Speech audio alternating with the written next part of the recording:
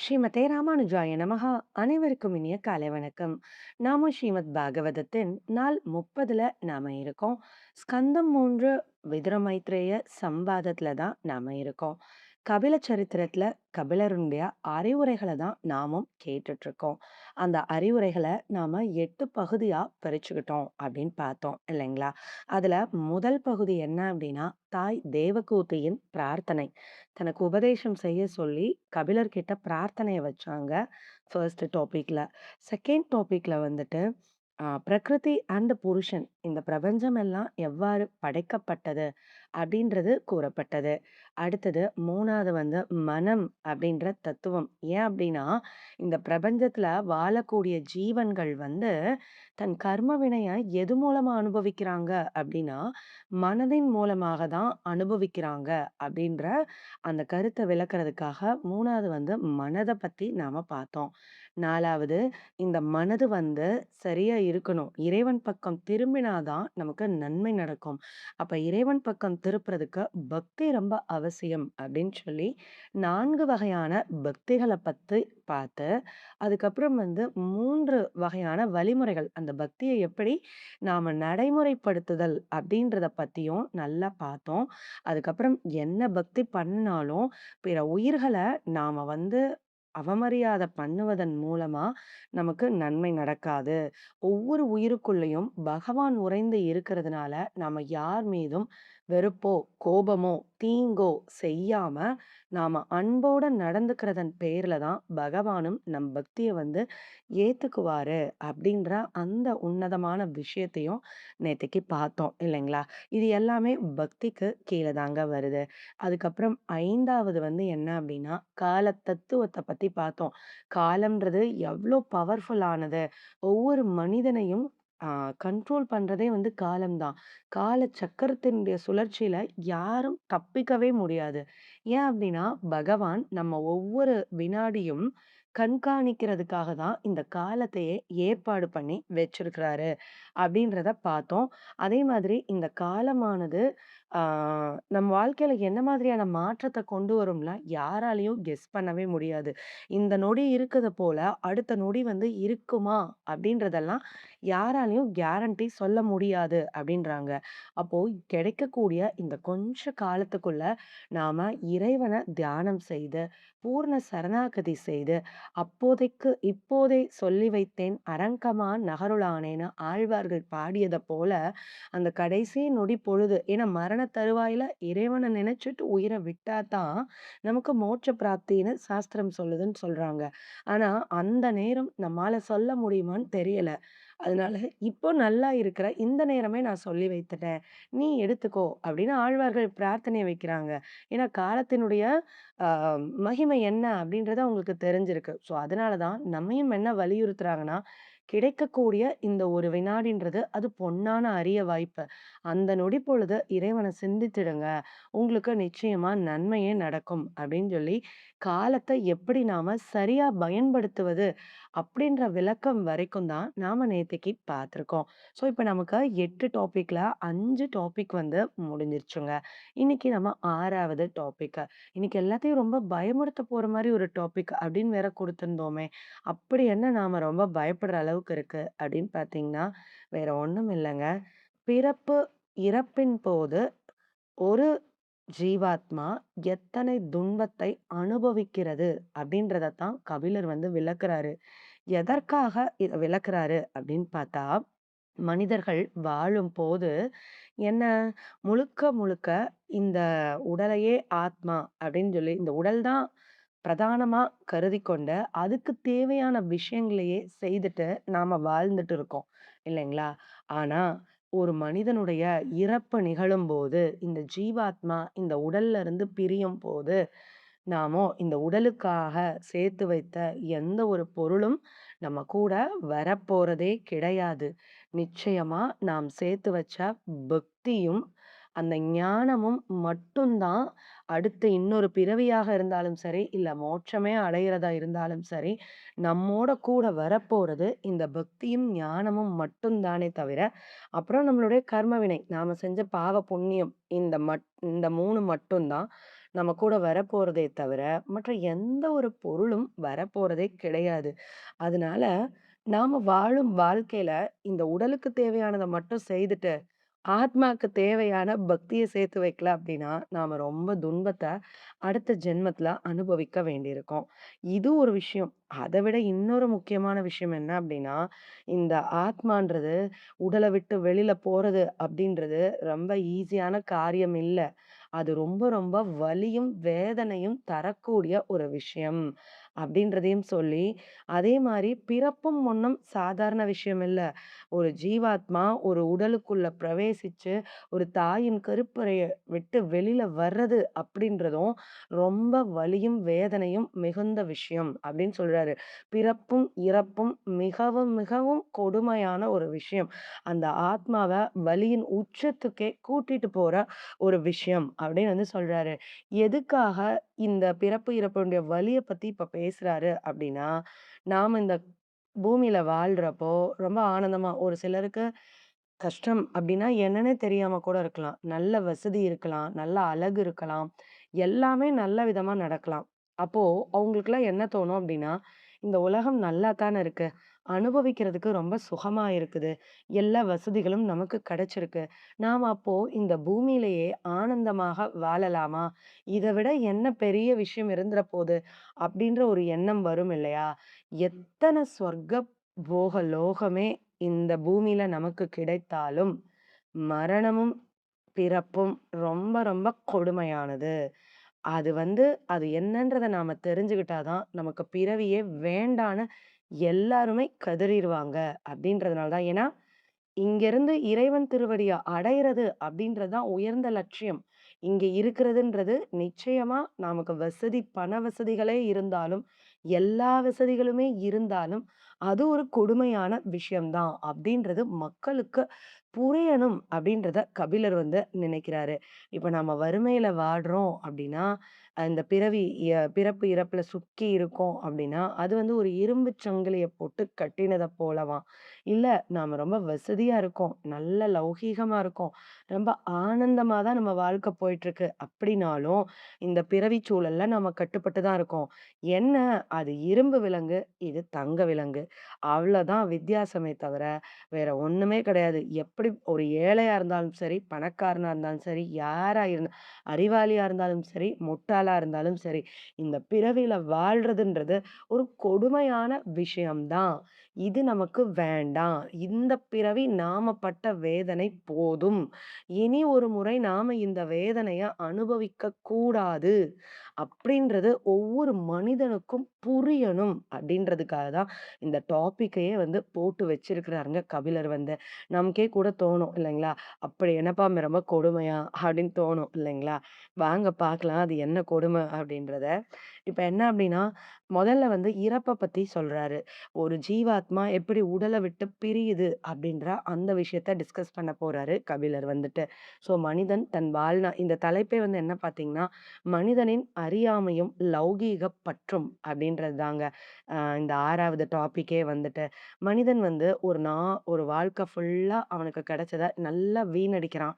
என்ன அப்டின்னா, இறை சிந்தனையில ஈடுபடாம, இறைவன பத்தி நினைக்காம, ரொம்ப சொற்பமான நேரத்த இறைவன பத்தி நினைச்சுட்டு, மேக்ஸிமமான நேரத்த ஏதேதோ விஷயங்கள்ல நம்ம செலவழிச்சுட்டு இருக்கோம் இல்லையா? ஸோ இப்படியே செலவிட்டு, நாம நல்லா பணம் சம்பாதிச்சு ஏதேதோ செய்றோம். குடும்ப காரியங்கள கவனிக்கிறோம். எல்லாம் வந்துருச்சு. நமக்கு முதுமைன்னு ஒரு பீரியட் வர்றப்ப தான், இளமையில இத பத்தின ஒரு அ நாலேட்ஜே யாருக்கும் இருக்காது அப்படிங்கிறாரு. முதுமை வந்த பிறகு தான் வந்து யோசிக்கவே ஆரம்பிப்பாங்க. ஏன் அப்படின்னா, முதுமை வந்த உடனே தன்னால தன் காரியத்த செய்ய இயலாம போறப்ப தான், அவங்க ரொம்ப வருத்தப்பட ஆரம்பிப்பாங்க அப்படின்னு வந்து சொல்றாரு. ஸோ முதுமை வந்துருச்சு அப்படின்னா, என்ன மாதிரியான துன்பங்கள் ஏற்படும் அப்படின்றத சொல்றாரு. ஏன்னா, நம்மால நம்ம காரியத்த செய்ய முடியாது. அவன் அவன் ஒவ்வொரு ஒவ்வொரு ஜீவாத்மாவும் சொல்றாரு. அவன் பெற்ற பிள்ளைகளே அவன மதிக்க மாட்டாங்க. ஒரு பீரியட் ஆஃப் டைம்ல இவங்க எதுக்கு இங்க இருக்காங்க அப்படின்றத பாரச் சுமையாக அவங்களுடைய பிள்ளைகளே நினைக்க ஆரம்பிப்பாங்க. வாழ்நாள் முழுக்க தன் வாழ்க்கைய தன் பிள்ளைகளுக்காகத்தான் செலவிட்டுருக்காரு ஒரு ஜீவாத்மா. ஆனா, அந்த ஜீவாத்மா தன் கடைசி நாட்கள் வரம்போது எல்லாத்தையும் அனுபவித்த அந்த பிள்ளைகளே இவங்கள பாரமா நினைக்கக்கூடிய சூழ்நிலை நிச்சயமா ஒவ்வொருத்தனுக்கும் வரும் அப்படின்னு சொல்றாங்க. அதப்போல என்ன அப்படின்னா, அடுத்து இது வயதான காலத்துல டிராவல் பண்றப்போ, ஸோ ஆ அவமரியாதைகள் ஏற்படும். பிள்ளைகளே கவனிக்க மாட்டாங்க. இந்த மாதிரி சூழ்நிலை இருக்கும். கடைசி மரண படுக்கைய பத்தி சொல்ல ஆரம்பிக்கிறாரு. மரணம் வர்ற தருவாயில, அந்த மரணம் நெருங்கும் காலத்துல உடல் செயலற்று போயி படுக்கையான நிலைமை வந்துடும். அப்போ தொண்டையில கபம் அடைத்து, யாரோடையும் பேச முடியாத சூழ்நிலை வந்துருமாம். இல்ல நிலை தப்பி போயி, தான் யாருன்னே தெரியாத நிலையில படுத்த படுக்கையா இருக்கக்கூடிய சூழ்நிலை வரும். அப்போது அந்த மரண தருவாயில யமதூதர்கள் எல்லாம் கண்ணுக்கு தெரிவாங்களாம். அத பார்த்து பார்த்தே நாம நடுங்குவோம் அப்படின்னு சொல்றாங்க. ஏன்னா, ஒவ்வொரு ஜீவாத்மாவும் மரண பயத்த நிச்சயமா அனுபவிக்கணும் அப்படின்னு இருக்கு இல்லையா? யாரா இருந்தாலும், எப்பேர்ப்பட்டவங்களா இருந்தாலும், இந்த மரணத்தின் போது இந்த யமதூதர்களுடைய காட்சியானது கண்ணுக்கு தெரியப்படுமாம். அவங்க பார்க்கறதுக்கு ரொம்ப கோரமான தோற்றத்துல இருப்பாங்களாம். அவங்கள பார்த்த நிமிடமே இந்த மனிதன் மலம், ஜலம் கழித்திடுவானாம். எந்த நேரமும் பிதற்ற ஆரம்பிப்பானாம். என்ன அப்டின்னா, இந்த யமதூதர்கள் நம்மள எப்படி துன்புறுத்துவாங்களோ! அப்டின்ற அந்த பயம் அதிக அளவுல கவ்வப்பட்டு, சொல்ல முடியாத துன்பமும், வேதனையவும் அந்த மரண படுக்கையில அனுபவிப்போம் அப்படின்னு சொல்றாங்க. என்ன அப்படின்னா, ஒரு நாய் கடித்தால் எத்தன வலியும், வேதனையும் ஏற்படுமோ, அத மாதிரி 100 மடங்கான வேதனை ஏற்படுமாம் ஒரு மனிதனுக்கு. அப்போ சரி ஓகே இப்படி காட்சியெல்லாம் கிடைக்குது. இந்த ஆத்மா பிரிய போது இல்லையா? சரி அப்படியாவது இந்த உடல விட்டு போயிடுமா அப்படின்னு பார்த்தா, லேசுக்குள்ளர இந்த உடலுக்குள்ள இருக்கிற ஆத்மாவ பிரிச்சு எடுக்கவே முடியாதாம். அப்படியே அது எப்படி ஒரு மத்த போட்டு கடைஞ்சு எடுக்கிறத போல, இந்த உடல அப்படியே கடைஞ்சு எடுக்குமாம் இந்த ஆத்மா வெளியில போறதுக்கு. இப்போ உதாரணத்துக்கு, அ நம்மளோட உடம்புல ஏதோ ஒரு பிசுபிசுப்பான பொருள் ஒட்டிடுச்சுன்னு வையுங்களேன். அத எடுக்கிறப்போ எத்தன அந்த நம்மளோட உடல்ல இருக்கிற அந்த ரோமத்துல பட்டுடும். அத நாம எடுக்கிறப்போ எத்தன வலி இருக்கும்னு நமக்கே தெரியும் இல்லையா? பிச்சு தானே எடுப்போம் அத நம்ம தண்ணி வச்சு, அத ஊற வச்சு எடுத்தோம்னா ஒண்ணும் செய்யாது. அப்படியே நம்ம பிக்கிறோம்னு வைங்களேன், அந்த முடியோட சேர்த்து பிச்சு எத்தன வேதனை இருக்கும் இல்லைங்களா? அதப்போல இந்த ஆத்மா நானே உடல், நானே உடல், நானே உடல் நெனச்சுட்டு உள்ள ஒட்டிட்டு இருக்கிறப்போ, அத பிரிச்சு எடுக்கவே முடியாதாம். எப்படி ஒரு தோல்ல இருந்து நம்ம பிரிச்சு எடுக்கிறோமோ, எப்படி வலிக்குமோ, அதப்போல இந்த ஆத்மாவ உடல்ல இருந்து பிரிக்கிறப்போ, அத்தன வலிக்குமாம். மத்த போட்டு கடையிற மாரி முதுகு அத்தன ஒரு சொல்ல முடியாத துன்பத்த அனுபவிக்குமாம். அப்படி பிச்சு எடுத்து தான் இந்த ஆத்மா வெளியவே போகணும். ஆனா, அவங்க ஈவு இரக்கமே பார்க்காம அத பிச்சு எடுப்பாங்களாம். அப்போ அந்த வலியும், வேதனையும் தாங்க மாட்டாம ஒரு ஜீவாத்மாவும் அலறுவானாம்.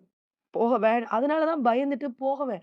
யாருக்கும் இங்க இருந்து போகாம இருக்கிறதுலலாம் விருப்பமே கிடையாது. இங்க உட்காந்து மரியாதை இல்லாம இந்த வயசான காலத்துல எல்லாருக்கும் துன்பத்த குடுத்துட்டு எதுக்கு இருக்கணும்? அப்படின்னு தான் எல்லாருக்குமே தோணும். போயிடலாம், இறைவன் திருவடிய அடைஞ்சிடலாம் அப்படின்னு தான் தோணும் இல்லைங்களா? ஆனா இந்த வேதனைய பாக்கத்துல ஒவ்வொரு ஜீவாத்மாவும் நடுங்கி வேண்டாம், வேண்டாம், வேண்டான்னு அலறுவாங்களாம். ஸோ மரணம்ன்றது சொல்லன துயரம். அத சொல்லவே முடியாது. வார்த்தைகளால வர்ணிக்கவே முடியாது. அனுபவிச்சவங்க யார்ட்டயும் நாம கேட்கவும் முடியாது. இங்க பாரதத்துல நம்மளுக்காக வியாசர் என்ன துயரம், இந்த மரணம்ன்றது எத்தகைய துன்பம் அப்படின்றத எழுதி வச்சிருக்கிறாரு. அத நெனச்சாலே வேண்டாம். இன்னொரு பிறவி நமக்கு வேண்டாம். இத்தன வேதனைய நாம அனுபவிக்கணுமா?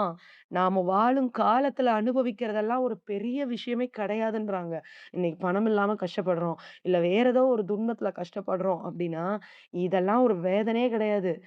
ஆத்மா உடல விட்டு போற வேதனைய கம்பேர் பண்றப்போ, கோடியில 1 மடங்கு கிடையாது வாழ்றதுல இருக்கக்கூடிய கஷ்டம் எல்லாம் அப்படின்னு சொல்றாங்க. ஸோ அப்போ இதுதான் உச்சக்கட்ட துன்பமே. மரணம் தான் ஒருவனுடைய உச்சக்கட்ட துன்பம் அப்படின்னு சொல்றாங்க. ஸோ இப்படிப்பட்ட மரணத்த சந்திக்கிற வாழ்வு உனக்கு வேண்டுமா? அப்படின்றத ஒவ்வொரு ஜீவாத்மாவும் ஒவ்வொரு நொடியும் யோசிக்கணும். வாழ்நாள பகவான நெனச்சு வாழல அப்டின்னா, இந்த யம தூதர்களுடைய கையில மாட்டிக்கிட்டு, நாம படாத பாடு பட வேண்டியிருக்கும். அப்டின்னு வந்து சொல்றாங்க. சரிங்க அப்பா, இது என்ன இவ்ளோ கொடுமையா இருக்கு. நான் பக்தி பண்ணிடுறேன். நான் சுவாமிய கும்பிட்டுர்றேன். அப்போ எனக்கு நல்லது நடக்கும்ல. அப்ப நான் வெளிய போயிரலாமா? அப்டின்னு பார்த்தா, நடக்கும். ஆனா வந்துட்டு என்ன அப்டின்னா, பகவான நாம வழிபாடு செய்தோம் அப்டின்னா, நிச்சயமா யமதூதர்கள் நமக்கு வரப்போறதில்ல. பகவானினுடைய தூதர்கள் தான் நாம வரப்போறாங்க. நாம பிரகலத்தன் மாரி பக்தி செஞ்சோம்னா, பகவானே வந்து நம்மள கூட்டிட்டு போவாரு அப்டின்றாங்க. ஸோ நம்மளுடைய பக்தியும், அன்பும் எத்தனைக்கு எத்தன ஸ்ரத்தையும் இருக்கோ, அதுக்கேத்த மாதிரி தான் மரண தருவாயில நாம யார சந்திக்க போறோம் அப்டின்றது இருக்குன்னு சொல்றாங்க. அப்படி பகவானே வந்து இல்ல பகவானுடைய அந்த தூதர்களே வந்து நம்மள இந்த ஆத்மாவ எடுத்துட்டு போனா கூட, பயம்ன்றது இருக்காது. ஏன்னா யமதூதர்கள பார்த்து நம்ம நடுங்குவோம். ஏன்னா நரகத்துல போய் அனுபவிக்கணுமே! அதுக்காக நடுங்குவோம் இல்லையா? அந்த பயம் இருக்காது. எல்லா எப்படி இந்த தீமை செய்தவங்களுக்கு யமதூதர்கள் கண்ணுக்கு தெரிஞ்சு ரொம்ப நடுக்கம் அடைறாங்களோ, இவுங்க வந்து என்ன செய்வாங்க அப்டின்னா, கொஞ்சம் பக்தியில இருக்கிறவங்க அந்த மரணத்த கண்ல இவுங்களுக்கும் தெரியும். அந்த தூதர்கள் கண்ணுக்கு தெரிவாங்க. ஆனா கொஞ்சம் ஆனந்தமா இருப்பாங்க. அங்க தெய்வம் தெரியுது, இங்க தெய்வம் தெரியுது அப்டின்ற மாரி பிதற்ற ஆரம்பிப்பாங்க. ஆனா, இந்த ஆத்மாவ உடல்ல இருந்து பிச்சு எடுக்கிறதுன்றது மட்டும் வலியான ப்ராசஸ் தான். அது பக்தி பண்ணவங்களா இருந்தாலும் சரி, பண்ணாதவங்க அப்ப ஏன் நம்ம பக்தி பண்ணணும்னு வந்து நம்ம கேட்கக்கூடாது. ஏன்னு கேட்டீங்கன்னா, இத அந்த பகவான் அப்படி பிச்சை எடுக்கிறப்ப நம்ம முதுக அப்படியே தடவி குடுத்து, அப்படியே ஆசுவாசப்படுத்தி மெல்ல எடுப்பாராம். அந்த யமதூதர்கள் எடுக்கிறப்போ, கொஞ்சம் கூட ஈவு இரக்கமே இல்லாம பிச்சை எடுப்பாங்களாம். இப்ப நமக்கு வலியே இருந்தா கூட, ஒரு அம்மா வந்துட்டு நம்மள அன்போட தடவி குடுத்து, "சரி, சரி ஒண்ணும் இல்ல, ஒண்ணும் இல்ல என்னப்பா, சரியாயிரும், சரியாயிரும்ன்னு, சரியா இந்த வந்துருச்சே, இந்த முடிஞ்சிருச்சு" அப்படின்னு சொல்லி எத்தன சமாதானப்படுத்தி குழந்தைக்கு அந்த வேதனைய நீக்கி விடுவோம் இல்லையா? வேதனை வேதனை தான். பிறவின்றது வேதனை தான். ஆனா, ஒரு புண்ண வந்து ஒரு தாய் ஹேண்டில் பண்ற விதமும், இதே இது ஒரு கொடூரமானவங்க அத ட்ரீட் பண்றதுக்கும் வித்தியாசம் இருக்குது இல்லைங்களா? அதுதான். நாம நல்ல பக்தி பண்ணி, வழிபாடு பண்ணி, பகவான் வந்து நம்மள எடுத்துட்டு போனா, ஒரு தாய் போல நம்மள வருடி, அத பிச்சை எடுக்கிற அந்த வலியும், வேதனையும் அப்படியே பொறுத்துக்கொள்ளும் அளவுக்கு எடுத்து நம்மள கூட்டிட்டு போயிடுவாரு. யமதூதர்கள் எடுத்தா எப்படி எடுப்பாங்கன்றத பார்த்தோம் இல்லைங்களா? ஸோ அதனால தான் நாம பக்தி பண்ணணும். மரணம்ன்றது வேதனை, வேதனை, வேதனை. அதுல எந்த ஒரு மாற்றமும் கிடையாது. அப்படின்றத கபிலர் வந்து இங்க வந்து டிக்ளேர் பண்றாரு. இப்ப நாம பிறப்பு, இறப்பு 2யுமே பார்க்கணும். இறப்பு மட்டும் தான் இத்தன கடுமையா? அப்படின்னு பார்த்தா, பிறப்பு அத விட கொடுமைங்க. அது என்ன அப்படின்றத பொறுத்திருந்து பார்ப்போம். பகவான் திருவடிகளுக்கே பல்லாண்டு கூறி அமைகிறேன். ஸ்ரீமதி ராமானுஜாய நமக. நன்றி.